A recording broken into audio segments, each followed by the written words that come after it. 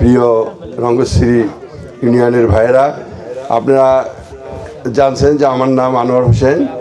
যে আমি আসছি, আমি দীর্ঘদিন এই যে রহিম ভাই আছেন না, রহিম ভাইয়ের এই একই সময় সমসাময়িক বাংলাদেশ ইসলামী ছাত্র শিবিরের আমরাও বাকেরগঞ্জে দীর্ঘ সংগ্রামে ছিলাম। কিন্তু আজকে যে 5ই আগস্টের পর যে সুযোগ আসছে, আমরা এই ইসলামের জন্য এবং বিশেষ করে বাকেরগঞ্জের জন্য আমরা কিছু কাজ করতে চাই।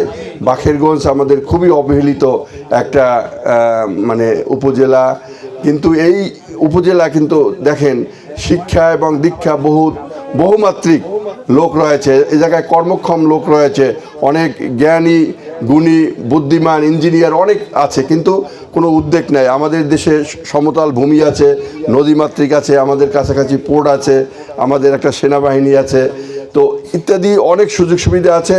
এই দেশটাকে যদি আমরা গড়তে পারি, এ দেশের শিল্প অঞ্চল অর্থনৈতিক অঞ্চল আমরা গড়তে পারি, তাহলে ইনশাআল্লাহ বাকেরগঞ্জ একদিন একটা পৃথিবীর ভিতরে একটা অর্থনৈতিক এবং সুখী সমৃদ্ধি অর্থনৈতিক অঞ্চল গড়ে তুলবে, এবং আমরা প্রত্যেকে এই দেশে উদ্যোক্তা হব।